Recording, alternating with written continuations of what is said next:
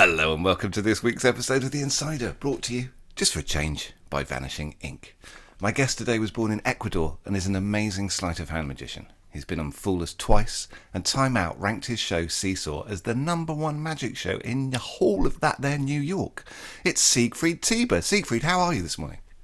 I am very well, Damien. Thanks for having me here. It's a pleasure. I'm thrilled. Well, thank you very much for doing it. You know the show, so you know it's a short show and there's no time for pleasantries. What's your origin story? You have 26 seconds. Goodness. Born and raised in Ecuador, as you mentioned, I joined, enrolled at University for Mechanical Engineering when I was 18. At the same time, I got interested in magic. 5 years after that, I decided to pursue magic as a career. I did magic full time for 2 years. After that, I moved to Los Angeles. I intended to stay here for about 2 months to test the waters and test the magic atmosphere. It's been 7 years since then. Fair enough. Fair enough. Let's go back to Ecuador and your formative years in magic were, as you said, performing in Central and South America. Tell us a bit about the differences in the magic culture there and how that impacts what you're doing today. Hmm. The main difference that I see is that the magic community is very, very, very small. Uh, Right. Partly because of demographics. Ecuador is a tiny country, nowadays 17 million people, in comparison to almost 400 that the USA has, where I am right now. So that's part of it. But then again, the magic community was very, very small. That said, I had the extreme good fortune of meeting someone who became my first mentor. And this was someone who taught me not only tricks and techniques, but he taught me how to care about magic and how to see it Yeah. as an art form. The conversations we would have early on were way beyond where you put your pinky finger. Those conversations were there, of course, because I was just tipping my toes into the waters of magic, but this person led me to think deeper about magic much quicker than I would otherwise have done. Sure. Sure. Um, as I understand it, one of the reasons that you went to LA was to study acting. Yes, Yeah. yes, it is. So how important do you think acting is for magicians? I think it's essential. I think there are many, many, many lessons to learn from acting. I had the good fortune that I was at a point in my life where I could basically, uh, I had the luxury of being able to enroll at a college for acting. I came initially and I intended to join an acting school for 2 months. After that, one thing led to another. I ended up doing a 2 year program where I got an associate degree. That means a 2 year degree, official education degree here in the US. That gave me so much. However, there are people, prolific magic, proficient magic performers who have no formal training in acting, but still have been able to absorb as much from that world as possible. I think that formation in theater and in stage performance is essential, whether that is formal or informal. It, it's there. And some magicians might learn all that without even realizing, but you know that they are Hmm. aware of the basic concepts of theater and performance. If you can learn those from a Sure. book or a mentor and speed up the process, much better. What do you think is the single most important thing those 2 years taught you? They taught me how to work from a script, Okay. which is not easy.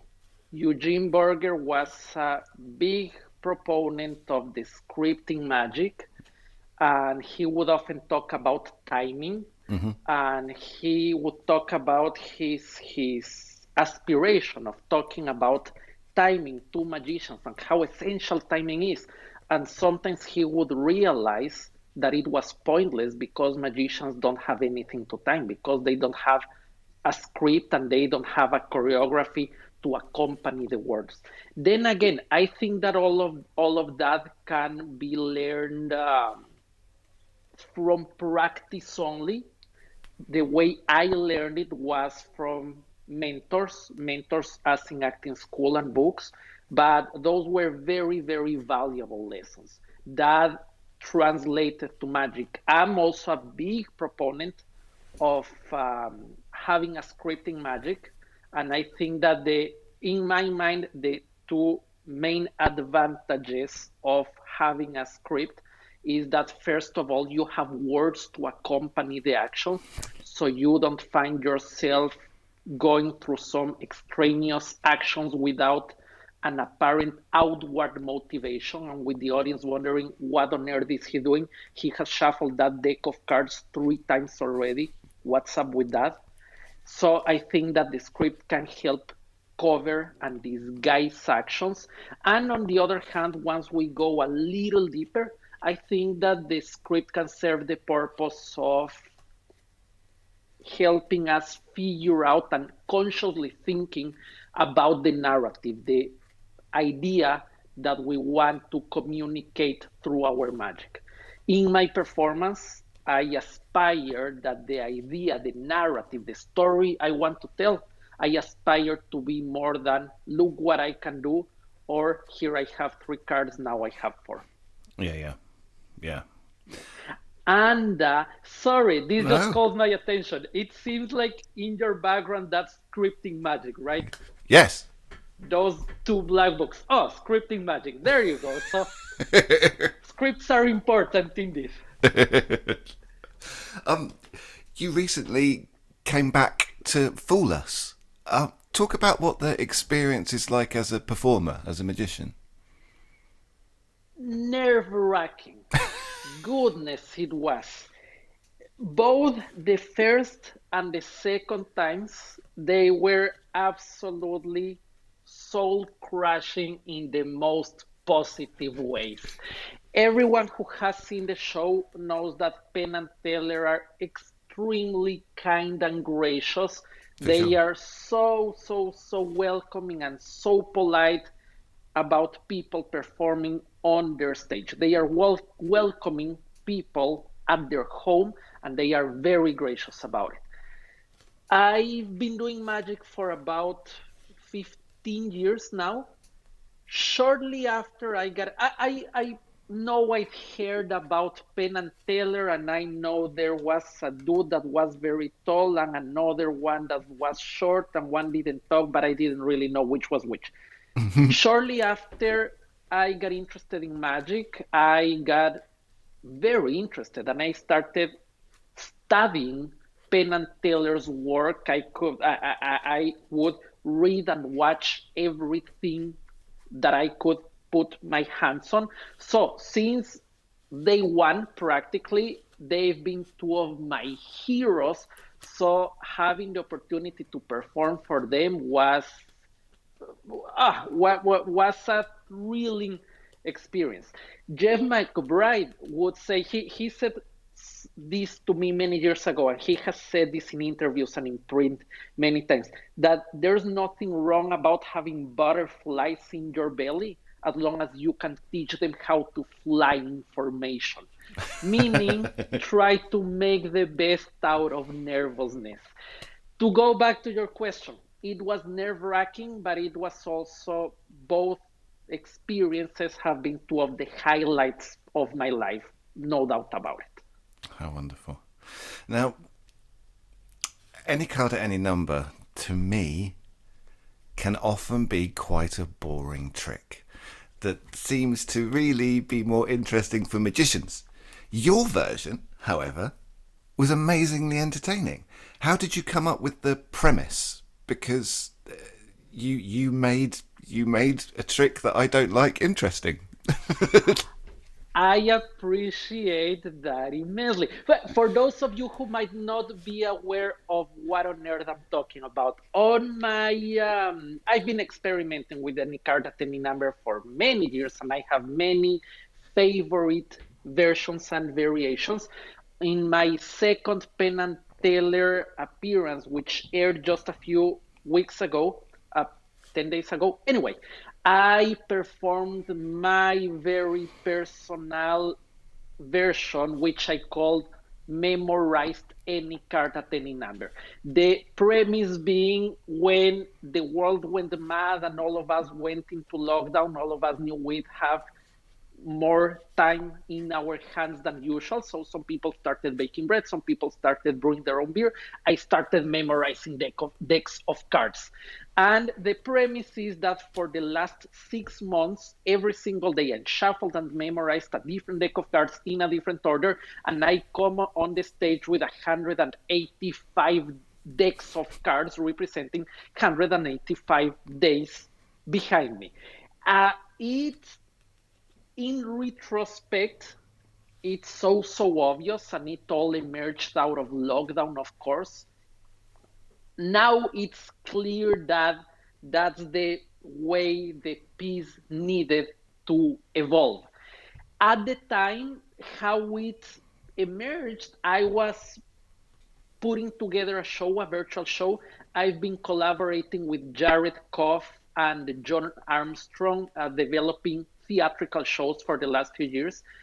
Jared was involved in the writing process from very early on, so half of the credit goes for him. And one of the aspects we were painfully aware of is that, okay, in doing a virtual show, we are letting people into our homes and into our living rooms. How do you make the best of it? I saw Joshua Jay's show and lecture for the Magic Castle recently, where he does a somewhat similar idea, where he has his any card at any page number with what I think 2,000 books he has behind him. Yeah, more than me. So I'd like to think that we were thinking on somewhat parallel lines. This is nowadays the way I think about it. These 185 decks of cards, that's an installation that lives in my living room.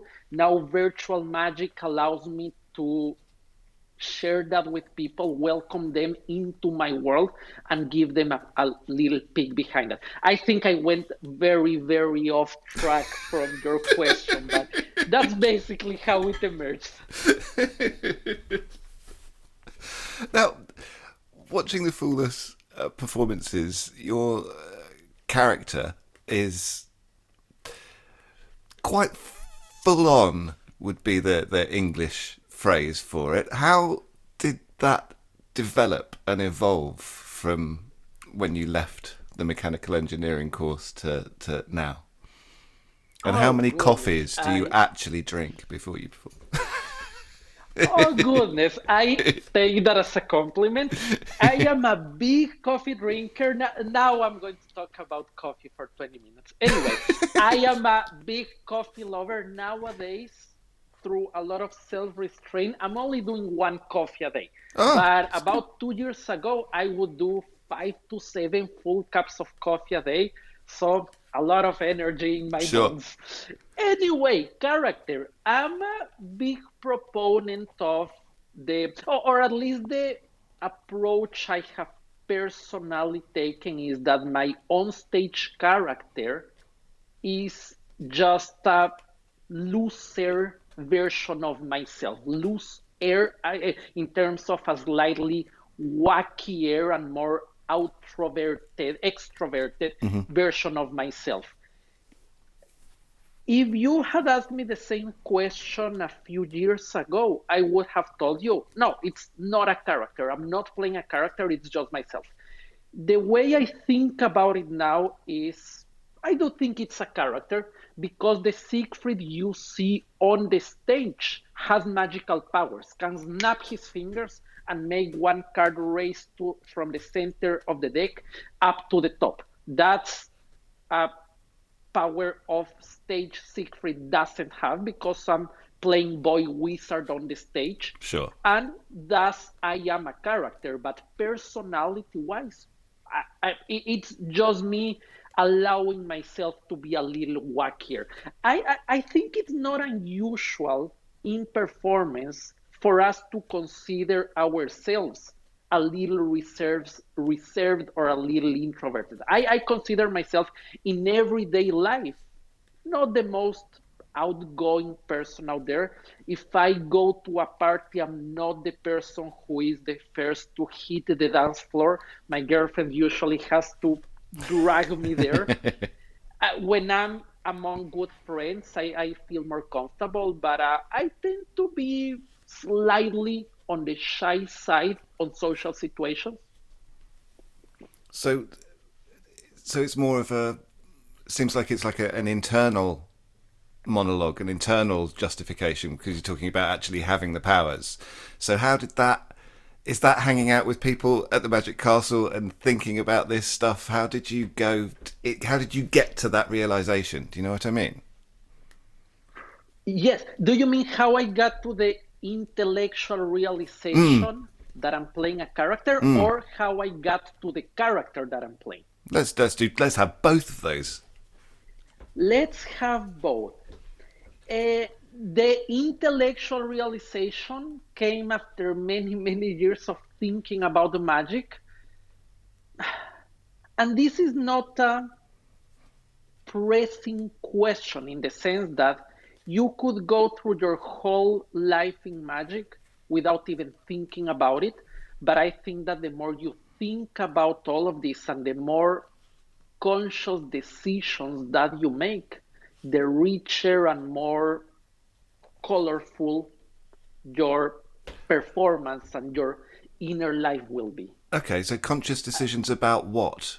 About material, about moves, about scripts, about everything? About every single thing.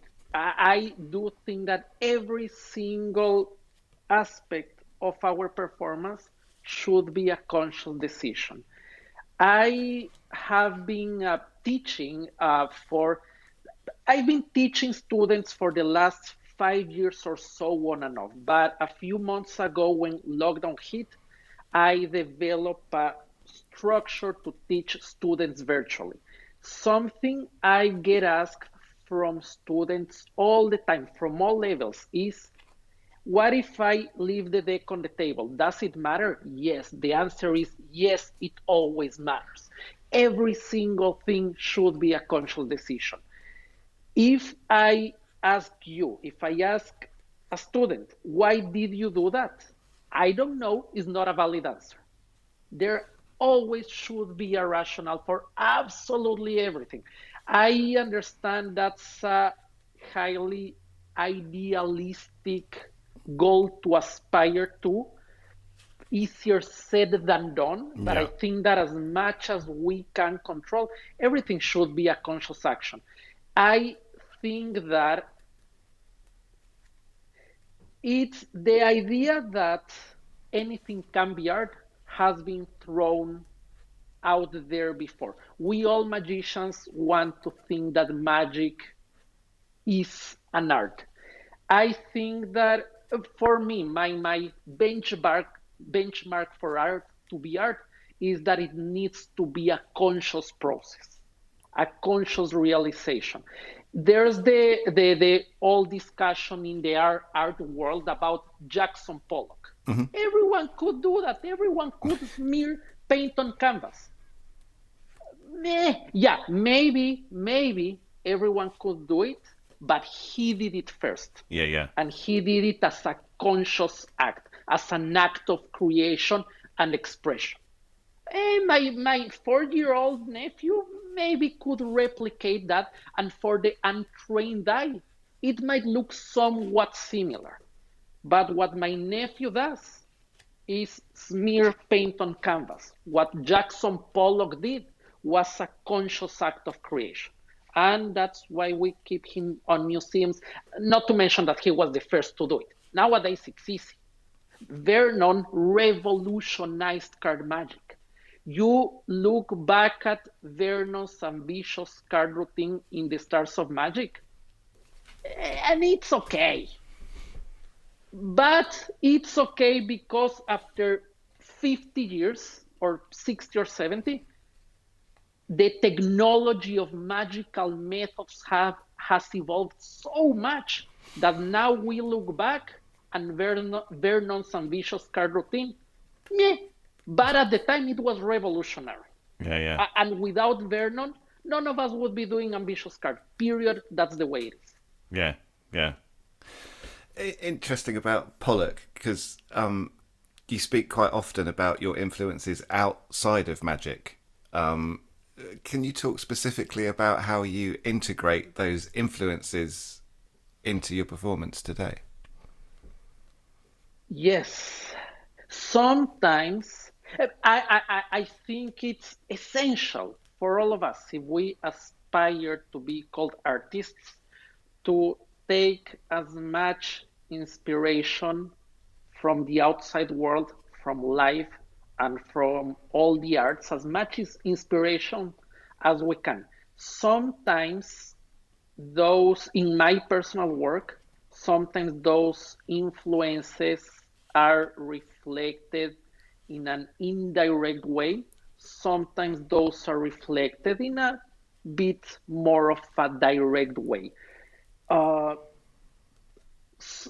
there are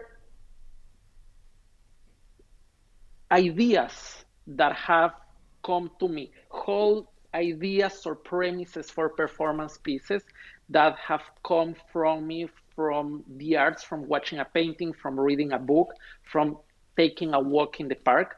Sometimes it's just a line, sometimes it's about the way I approach the work. But I like to think that all of that is immersed. Then again, sometimes my favorite author in the whole world is Neil Gaiman, a fiction fantasy writer, Neil Gaiman. I'm stealing a lot from him. For example, in the memorized any card at any number, there's a line that I'm paraphrasing, but I stole from Neil Gaiman. Gaiman wrote a piece on memory as a tribute to Ray Bradbury, and the way it's found its way into my performance. There's a point, my memorized any card at any number routine, it's multiple phases. It's basically 4 phases where someone names a card, someone names a number, and I find it. I do it once, I do it twice, and before I do it the third time, I would tell people, let's try something a little more ambitious. This might not work. It doesn't always work, but we might as well try. Better to try and fail than to live wondering what would have happened if we tried, right? And off we go. I personally, I think that tiny line gives a lot of depth to the piece. That's a line I lifted from Neil Gaiman, and I'm proud to admit it because I took inspiration from someone I admire from one context, and I thought it would be a good fit and adapted it to a different context. I think it's stealing as a conscious act. It's not out of laziness. It's out of, I like to think of it as an homage, and it's taking inspiration from the world in which we live. Then again, in this case, it's a very specific line that I took from an outside inspiration. Influence, sometimes it's a concept, sometimes it's just a way you approach the work. Sure. As with so many, you've pivoted to doing these virtual shows now. What have you learned in the journey that you've been on with them? Oh, yeah. The most straightforward answer is that I've learned to perform in a new medium because it is a completely new medium. I got interested in magic like many of us. I got into magic doing close up magic, specifically card magic. A few years ago, about 3, 4 years ago, I started flirting with the idea of stand up and stage magic. Not stage as in large illusions, but stand up and platform magic. That was a hard transition. It took me a year to start to get a little comfortable. Virtual magic is a completely new medium. I found out that in transitioning, not transitioning because I didn't fully transition, I didn't ever stop doing close up magic, but in also embracing stand up magic, there were many lessons from stand up that I was able to apply in close up magic. I know there are many lessons that I've learned doing virtual magic that I hope I'd like to that I hope I'd be able to apply into in-person close-up magic, into stand-up magic. Um, and another lesson, something for me, probably the hardest part of it was not having the full the two-way communication and being able to fully experience the reaction from people, because in most video chat platforms, Zoom, the best known, if you have more than 3, 4 people unmuted and everyone clapping or talking, the software goes crazy. So I know some people have tried to find ways around it and muting several participants at a time. My go-to is everyone is muted. Every 90% of the show, I'm interacting with someone directly, which means this person has their microphone open. So at least I get the feedback from that person, but not hearing people gasp or cheer was very hard. And I like to think that also led me to accept the fact that they are reacting and they are having a good time, and be able to trust my work in a much deeper way. Even if I don't hear them clap or laugh or cheer, I need to trust my material and my performance and my preparation, and I need to trust that what I'm doing has power and impact. Yeah, because without that external validation, interesting. Absolutely. And that external validation is something, had you asked me 2 years ago, do you care if they clap? No, I don't care, because I'm an artist and I do this for myself, not for the external validation. I like to think that I still don't do it only for the external validation, but the magic being a performance art, you are doing it for the audience, or at least I am doing it for the audience. I'm doing it for myself as well, but I'm doing it for the audience. I like to think as magic as a sharing experience. If you are not doing it for the audience, you are being selfish and self-indulgent. Why would you step on a stage if you're not doing it for the audience? It doesn't mean that the audience or the market has to guide your every decision, but you are also doing it for the audience if you're stepping on a stage. Yeah. Get this for a segue. You ready? Talking of virtual shows, you're going to be performing for our Showtime series tomorrow. What should people expect from your performance? And if you're listening to this in the future, then I'm sorry you missed it. Yes, exactly. Hopefully they'll listen before. People can expect me to be terrified as I was for Penn and Teller. I am. There's a lot of nervousness and anxiety because, oh goodness, Vanishing Ink, Showtime, and many fellow magicians will be there. However, besides that, I'm going on that stage my living room, but still on that stage, willing to share what I've been going through for the last few months of my life. I want to share with people indirectly how I'm approaching this new medium, both on the craft aspect, on the performance, on the technique, on the technical elements, and also on the artistic approach to it. A big piece of the performance I'll be doing for Vanishing Ink is the memorized any card at any number that I did for Penn and Teller. It's a performance piece I'm very, very proud of. Magicians who have seen it have said very kind things about it. It's not my closing piece, but in my heart, it's definitely the feature piece of my act. I'm very proud of it, and I'm very excited about sharing it with other people. What's next for Siegfried? What are you working on? I am working, I keep on developing my virtual performance skills and toolbox. At the same time, I'm very much looking forward to going back to perform in person when it's safe to do it. A dear friend of mine, Aiden Sinclair, he has a project, an ongoing magic venue in Denver.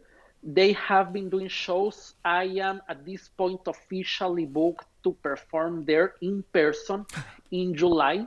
So hopefully, fingers crossed, if everything goes according to plan and it's safe and smart to do it, that might be the first time I set foot on a theatrical stage outside my living room for a year and a half. How exciting. And also another project I'm very, very excited about. There is this platform website called Atlas Obscura.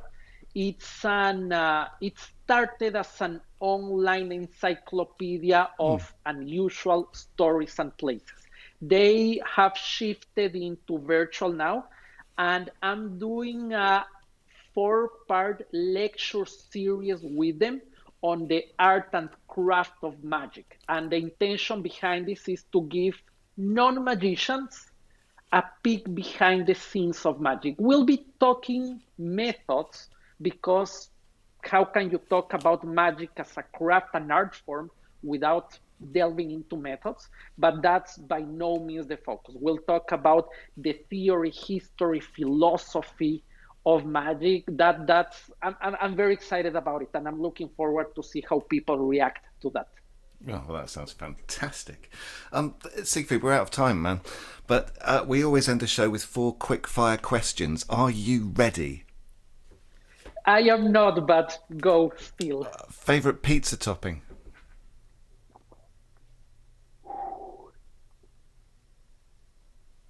Beef. Ground beef. They like the meatball-y thingy. Okay. Ground beef. Okay. Favorite movie? Big Fish. Favorite person or people who make music? Amanda Palmer. Can I swear? Yeah, but I'll edit it. Amanda Palmer. She goes for Amanda Palmer. I love her. Not only a musician, but an extraordinary poet, an activist, an artist all around. Love her. And finally, who would you rather fight? 1 massive Andy Gladwin or 100 tiny Joshua Jays?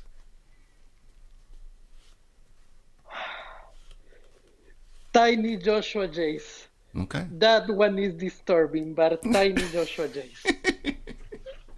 Well, I think I might have a fighting chance if I fight many tiny, very tiny Joshua Jays.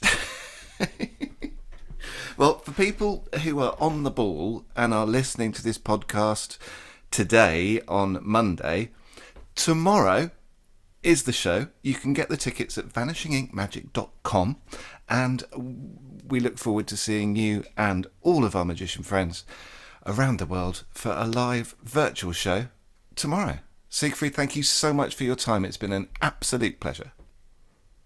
The pleasure has been all mine. Thank you for having me here.